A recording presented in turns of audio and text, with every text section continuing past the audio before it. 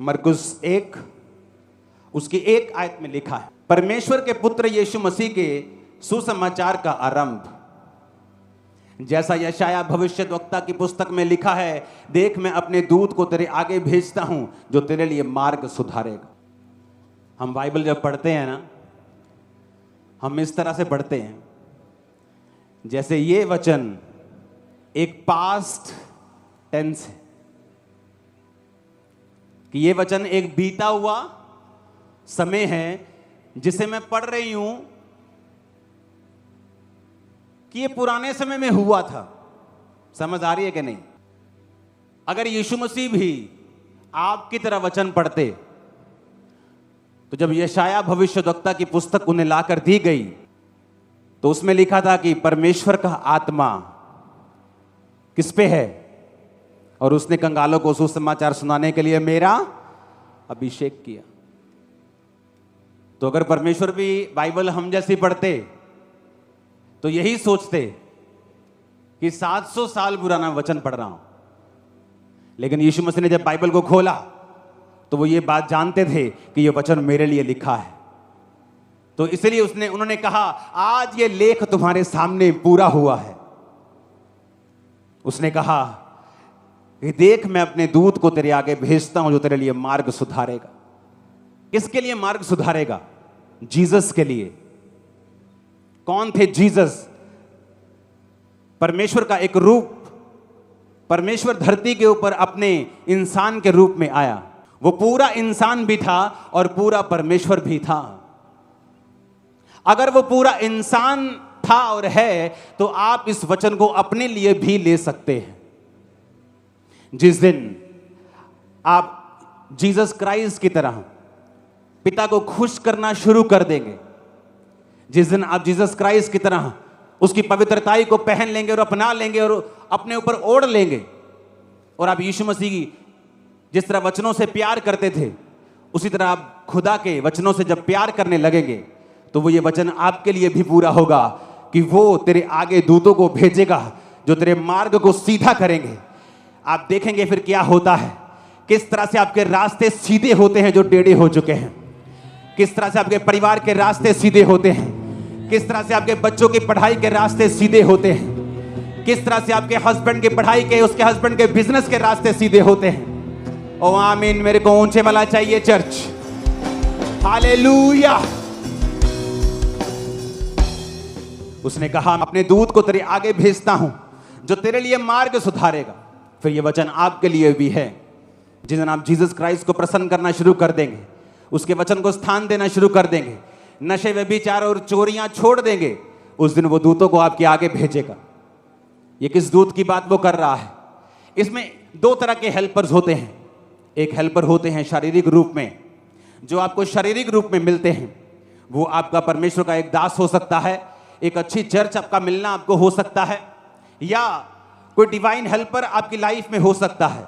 आपका बॉस हो सकता है, आपका स्टाफ भी हो सकता है, जिसने नमान कोड़ी की तरह उसके कोड को उसकी स्टाफ नहीं बोल दिया था कि अगर तू भविष्यद्वक्ता के पास जाए तो तेरा कोड ठीक हो सकता है।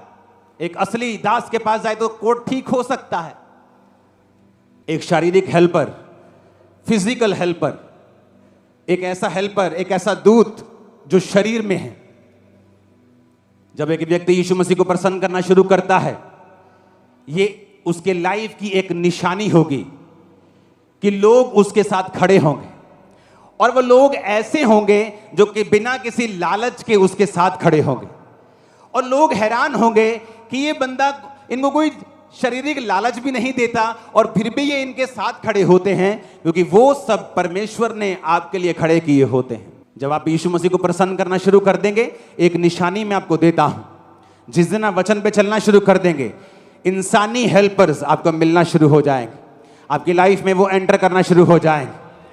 वो कहां से एंटर करेंगे आप हैरान हो जाएंगे, लेकिन जल्द आपको कोई मिलेगा जो आपके मार्ग को सीधा करेगा और सुधारेगा। जल्द वो आपकी हेल्प करने वाला है। वो हेल्पर्स रिसीव करो अपनी स्पिरिट में आमीन बोलते हुए। इसमें 2 तरह के हेल्पर्स हैं।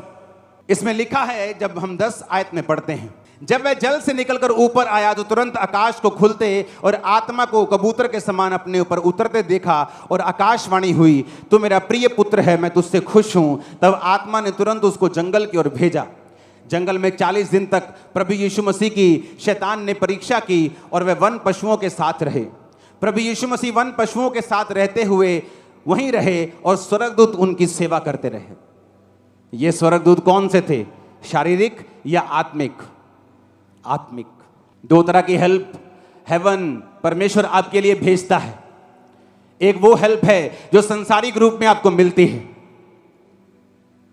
आप कोर्ट केस में हैं, आपको फेवर मिलना शुरू हो जाता है, समाज आप पे फेवर करना शुरू कर देता है, लोग आप पर फेवर करना शुरू कर देते हैं, क्योंकि जब आप यीशु मसीह को प्रसन्न करना शुरू करते हैं तो वचन ये कहता है कि परमेश्वर संसारिक रीति के साथ हेल्पर्स को, मददगारों को, दूतों को तेरे आगे भेजेगा जो तेरे रास्ते को साफ करेंगे।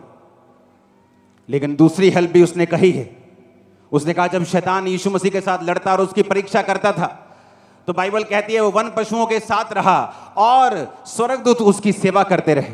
दूसरी हेल्प होती है जो स्वर्ग से आपको मिलती है, वो दूत जो आपको एक्सीडेंट से बचाते हैं, वो दूत जो आपको बीमारियों से बचाते हैं, वो दूत जो आपको मौत से बचाते हैं, वो दूत जो आपके साथ सुरक्षा के रहते हैं, हमेशा आपके संग रहते हैं और शैतान को सब शैतानी काम करने से आपकी लाइफ में रोकते हैं, क्योंकि परमेश्वर को आपने खुश कर दिया है। लिखा जब वो बपतिस्मा लेकर जल के ऊपर आया तो पवित्र आत्मा उस पर उतरा। वो वन पशुओं के साथ रहा, भालू के साथ रहा पर भालू उसे खा नहीं पाया, शेर के साथ रहा, शेर उसे खा नहीं पाया, सांपों के साथ रहा, वो उसे काट नहीं पाए। नेचर भी आपकी हेल्प करना शुरू कर देती है, कुदरत भी आपकी हेल्प करती है, कुदरत भी आपके साथ चलती है। फिर ये गर्मी आपको बीमार करने की बजाय आपको हेल्दी कर जाएगी, ज्यादा सर्दी आपको बीमार करने की बजाय आपको स्ट्रांग कर जाएगी, क्योंकि कुदरत भी आपके साथ रहेगी जब आप परमेश्वर के साथ रहेंगे। तो आप मेरी बात समझ रहे कि नहीं? कारण एक ही है कि क्या आप परमेश्वर के साथ जुड़े हुए हैं कि नहीं। अगर आप अभी भी कुंडियां लगाते हैं, आप बिजली चोरी करते हैं, आप तेल चोरी करते हैं, गल्लों से चोरी करते हैं, अपनी दुकानों से, अपने मालिकों से चोरी करते हैं, घरों में काम करने वक्त चोरी करते हैं, ऑफिस फैक्ट्री में काम करते वक्त चोरी करते हैं, फिर ये वचन आप लोगों के लिए नहीं है। क्योंकि वचन में लिखा है तू चोरी ना कर, तू व्यभिचार ना कर, अपने माता पिता की आज्ञा को मान, झूठी साक्षी, झूठी गवाही ना दे, अपने भाई को बदनाम ना कर। अगर तुम वचन को तोड़ते हो तो ना तो शारीरिक हेल्पर काम आते हैं, फिर लोग ऑफेंड हो जाते हैं, निराश हो जाते हैं। नो मेरे कोई काम नहीं आंदा, ओ टाइम ते मेरे कोई काम नहीं आंदा, कोई मेरे नाल निगा। क्योंकि तेरे साथ अगर परमेश्वर नहीं है तो तेरे साथ कोई नहीं होगा। अगर तेरे साथ परमेश्वर है और तू अकेला है तो ऐसी ही भीड़ तेरे साथ भी खड़ी हो जाएगी जो यहां बैठी। ओ आमीन। मेरे को ऊंचे वाला चाहिए चर्च। वो कहता मैं स्वर्गीय दूतों को भेजूंगा, तुम्हारे सपनों में दूत आएंगे। लोगों को लगता है मैं सपनों में आता हूं। मैं कैसे सपनों में आ सकता हूं? मैं अपने घर सोया हूं भाई, मैं तुम्हारे सपनों में नहीं आ सकता हूं। दूत मेरी शक्ल लेकर तुम्हारे सपनों में आते हैं। दूतों को परमेश्वर के दासों की शक्ल लेकर मैंने हजारों लाखों लोगों के सपनों में आते हुए सुना है। जब आप परमेश्वर के साथ पक्के होंगे तो स्वर्ग दूत आपको रिलीज किए जाएंगे, आपको एक्सीडेंट से वो बचाएंगे, कोविड से बचाएंगे, महामारियों से बचाएंगे, सारे कीटाणुओं को खत्म कर देंगे, तुम्हारी बॉडी पर से कमजोरियों को खत्म कर देंगे, एक्सीडेंट को फिनिश कर देंगे, माइंड को तुम्हारे रिलैक्स रखेंगे। ओ आमीन। मेरे को ऊंचे वाला चाहिए चर्च। तुम जादूगरों के ऊपर पैर रख दोगे, चीखे मारेगा टोना, जादू तुम पर असर नहीं होगा, तुम्हारी जूती पर भी असर नहीं होगा, तुम्हारी जूती पर भी जूती जितना भी असर नहीं होगा। मैंने कहा, मैं सच कह रहा हूं। अगर लेकिन इफ परमेश्वर तुम्हारे साथ है तो, अगर तुमने उसको प्रसन्न किया है तो कुदरत भी तुम्हारे साथ रहेगी, लोग भी तुम्हारे साथ रहेंगे, स्वर्गदूत भी तुम्हारे साथ रहेंगे। हेवन ओपन होता हुआ तुम्हारे ऊपर भी मैं देख रहा हूं, तुम्हारे ऊपर ब्लेसिंग्स को आता हुआ मैं आज देख रहा हूं। आमीन। मेरे को ऊंचे वाला चाहिए चर्च। हालेलुया। लिखा 14 आयत में, यूहन्ना के पकड़वाए जाने के बाद यीशु ने गलील में आकर प्रभु के राज्य का सुसमाचार आरंभ किया। कहा समय पूरा हुआ है, प्रभु का राज्य निकट आ गया है, मन फिराओ, सुसमाचार पर विश्वास करो। गलील की झील के किनारे किनारे जाते हुए उसने शमौन और उसके भाई आंद्रियास को झील में जाल डालते देखा, क्योंकि वो मछुए थे। यीशु ने उनसे कहा, मेरे पीछे आओ, मैं तुमको मनुष्यों के मछुए बनाऊंगा। वो तुरंत जालों को छोड़कर उसके पीछे हो लिए। कुछ आगे बढ़कर उसने जब्दी के पुत्र याकूब और उसके भाई यूहन्ना को जालों में नावों को सुधारते देखा। इसमें 4 लोगों का जिक्र है, पतरस और उसका भाई आंद्रियास, यूहन्ना और उसका भाई याकूब। परमेश्वर ने कहा, जब पतरस और आंद्रियास को झील में देखा, कहा, मेरे पीछे आ जाओ। क्या हो गया भाई, कौन हो तुम लोग? तुम कौन हो, मैं तुम्हारे पीछे आ जाऊं? अपना बिजनेस छोड़ के, काम धंधा छोड़ के तेरे पीछे लग जाइए भाई, की गल? कभी प्रैक्टिकल वचन को समझने की कोशिश की है? आप सोचो, आप अपनी दुकान पे खड़े हो, आपकी एक शॉप है, हाँ, तो थे NRI कस्टमर आया होया, तो 5-5 हज़ार के सूट सारे खोले हुए। अब तो भैन जी ने हुण 50,000 का बिल बनाना, तो बाहर तुहानूं पास सदे, आ जा यार मेरे। वाना पास्टर जी की करते तुसीं? पर बाइबल कहती है, वो तुरंत 18 आयत में अपने जालों को छोड़कर परमेश्वर के, क्या हुआ ऐसा? अगर हम ये कहें कि चलो जी पतरस ते आंद्रियास गरीब से गए, ते काम धंधा है नहीं सी, ते मच्छियां फड़ियां नहीं जांदियां, ते यीशु ने क्या पीछे आ जा, कहते चलो इत्थे भी कुछ है नहीं, ये पीछे लंगर लंगर खावांगे, चलिए। अब फिर हम दूसरा केस पढ़ते हैं, लिखा, कुछ आगे बढ़ के उसने जब्दी के पुत्र याकूब और उसके भाई यूहन्ना को नाव पर जालों को सुधारते देखा।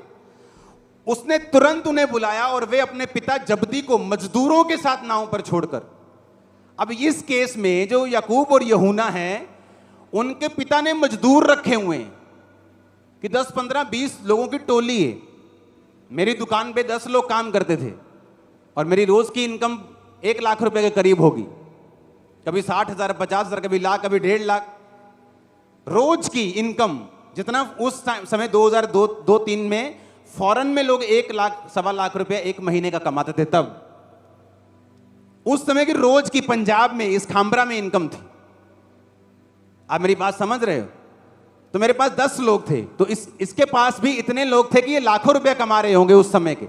लेकिन यहां भी क्या लिखा कि वो अपने पिता जब्दी को मजदूरों के साथ नाव पर छोड़कर यीशु मसीह के पीछे हो ली। ऐसा क्या हो गया? सोचो, ऐसा क्या हुआ कि वो यीशु मसीह के पीछे लग गए? वो जीसस खुदा के वचन को इतना मानते थे और इतना सीरियसली उस पर चलते थे बचपन से ही। 12 साल की उम्र में यीशु को मालूम था कि मैं पिता की संतान हूं। तो जब उसके माता पिता के साथ वो वापस नहीं गया अपने घर और पर्व में रह गया, तो माता पिता 3 दिन के बाद कुड़ते हुए यीशु से मिले और कहा, ओए तू घर वापस नहीं आया, हम तुझे कुड़ते हुए ढूंढते हैं। तो यीशु ने क्या कहा? यीशु ने कहा कि क्या तुमको नहीं पता मुझे अपने पिता के भवन में होना जरूरी है? तो यीशु को मालूम था वो पिता का क्या है, भवन है। तो यीशु ने फिर सेवकाई 12 साल की उम्र में शुरू नहीं की, क्योंकि बाइबल कहती है सारे सदूकी, फरीसी, शास्त्री, विद्वान जब 12 साल के प्रभु यीशु से वार्तालाप करते थे तो जवाब नहीं थे जो यीशु मसीह उनसे पूछते थे। यीशु मसीह की बुद्धि, यीशु मसीह के जवाब उनको मालूम था कि ये आम बालक नहीं है। तो फिर भी यीशु मसीह ने सेवकाई 30 साल में शुरू की, और वचन कहता है 12 साल से लेकर 30 साल तक फिर वो अपने माता पिता के वश में रहे, कारपेंटरी का काम करते रहे, अपनी मम्मी से ही खाना खाते रहे, बिना कोई असिस्टेंट रखे, बिना फूं फां किए अपने घर में रहे, अपने माता और पिता के वश में रहे, क्योंकि वचन कहता है अपने माता और पिता की आज्ञा को मान। सुनो मेरी बात, हमें लगता है वचन बहुत छोटी सी बात, चोरी, ओ कोई नहीं 100 रुपया इधर, 100 रुपया उधर, ओ कोई नहीं 2 लीटर तेल ना, प्रभु ने क्या कहना, मेरा घर नहीं चलता बिना चोरी। तो जब आप वचन को इतना सीरियसली लेते हैं कि आपके जिंदगी मौत का यह मसला बन जाता है कि नहीं मानना शैतान की बात को, स्पिरिचुअली आपके ऊपर एक ऐसा ग्रेस, एक ऐसा ऑरा आ जाता है कि आपकी बात को लोग इनकार नहीं कर पाएंगे। ये रीजन था कि जीसस के ऊपर इतनी ग्रेस आ चुकी थी, उसकी आवाज में इतना दम, इतनी पावर, इतनी खींच, इतना होली स्पिरिट था कि जब वो बोलता था कि अपना काम छोड़ दे, सेवा में आ जा, नथिंग कैन स्टॉप। आ रहे हैं सेवा में, छोड़ देंगे बिजनेस। आज पास्टर्स क्या कहते हैं, लोग साडी गल नहीं सुनते, बच्चे साडी गल नहीं सुनते, यूथ साडी गल नहीं सुनता, ये सेवा नहीं करते। क्यों? क्योंकि तुम्हारे ऊपर वो क्राइस्ट वाला ऑरा नहीं है। जब तुम्हारे पास क्राइस्ट वाला ऑरा होगा, तुम्हारे पास वो ग्रेस होगी, तुम एक बार बोलोगे, लोग आएंगे। तुम बोलोगे चलो सेवा करनी है, लोग आएंगे।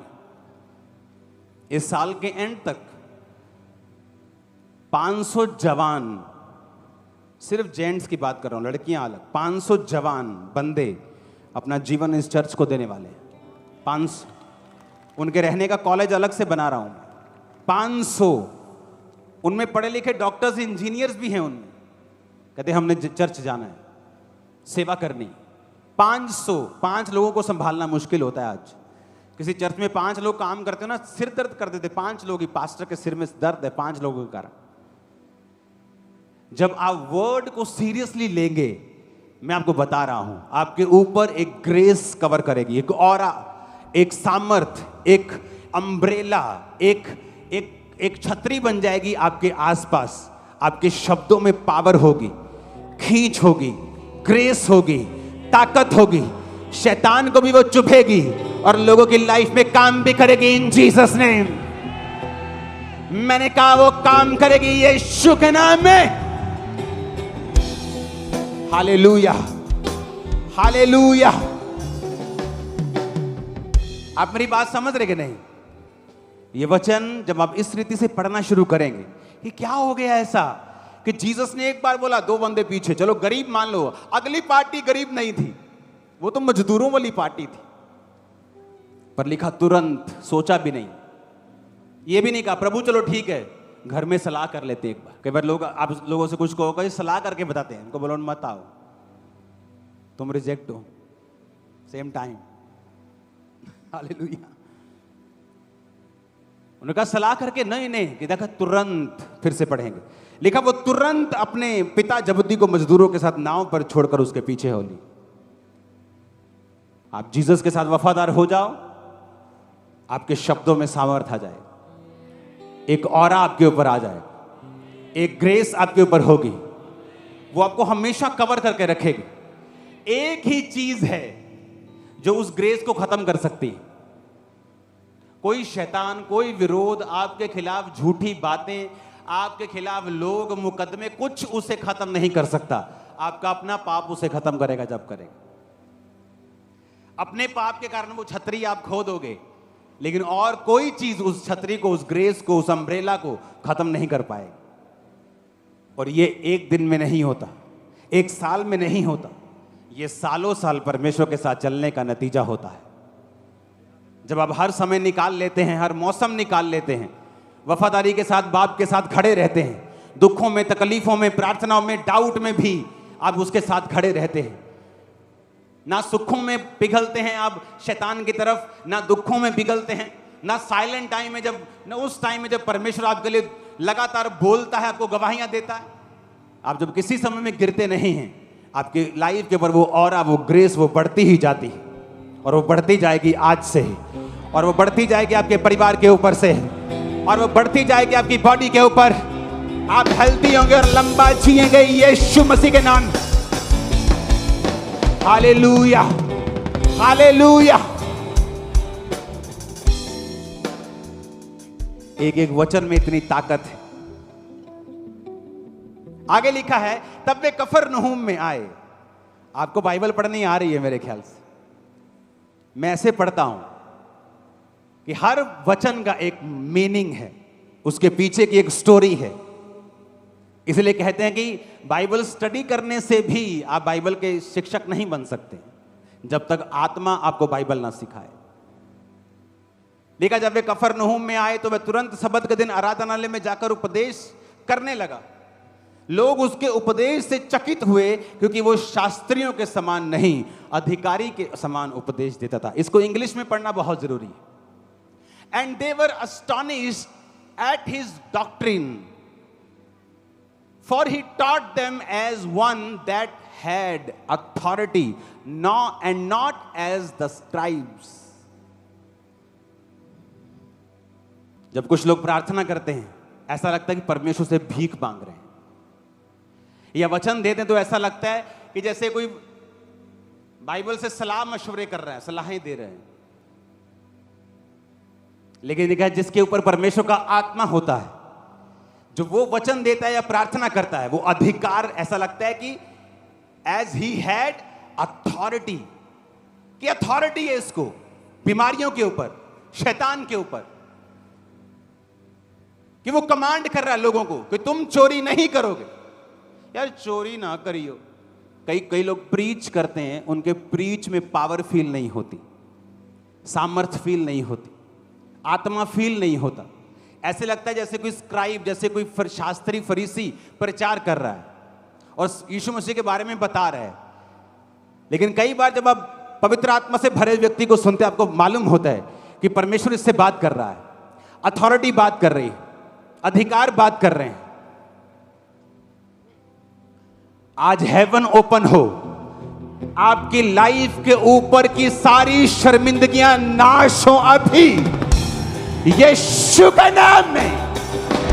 तुम्हारे घर की, फाइनेंस की, शरीर की, आत्मा की सारी शर्मिंदगियां आज मैं अधिकार से हुक्म देता हूं, नाश हो जाए सारी शर्मिंदगियां, यीशु के नाम में नाश हो जाए। हालेलुया। कहता मैं उन्हें शास्त्रियों की तरह नहीं, वो उन्हें शास्त्रियों की तरह नहीं, अधिकारियों की तरह उपदेश देता था। अधिकारियों की तरह। तो अधिकारी मतलब, इसमें इतना अच्छा नहीं लिखा हिंदी में, लिखा for he taught them as one that had authority. Police के पास अथॉरिटी होती है ना, कि मैं इस इलाके का एसएसपी हूं, वो नजर आती है, वो खड़ा होता है तान के, स्टार स्टूर लगे, वर्दी पहनी। वैसे ही तुम आत्मा में बड़े अफसर हो, अथॉरिटी तुम्हारे अंदर है यीशु के नाम की। तुम शैतान को डांटोगे, खब्बे खब्बे भागेगा, सच्चे सच्चे भागेगा। मैंने कहा you have authority right now in the name of Jesus. आमीन। खड़कने वाला चाहिए शैतान के कानों में। हालेलुया। मैंने लोगों को देखा है, उन्हें लगता है ऊंची आवाज में अच्छे साउंड से प्रार्थना करेंगे तो लोगों को लगेगा में अथॉरिटी है। मैंने सिर दर्द होते देखा है, कई बार मेरा सिर दर्द हो गया यार, इसको लगता है कि ऊंचा बोलने से ऐसा हो जाएगा। नहीं, अगर तुम्हारे पास अथॉरिटी है, तुम डांटोगे, तुम्हें फील होगा तुम्हारे पास पावर है, तुम्हारे पास अथॉरिटी है। अपने घर को बदलने की अथॉरिटी, प्रार्थनाओं में माहौल चेंज करने की अथॉरिटी, अपने बच्चे के मन को चेंज करने की अथॉरिटी, शत्रु को हराने की अथॉरिटी यीशु के नाम में, यीशु के नाम में, यीशु के नाम में। मैंने कहा यू हैव अथॉरिटी, यीशु मसीह के नाम में तुम्हारे पास ताकत और अधिकार। आमीन। ऊंचे मिला चाहिए।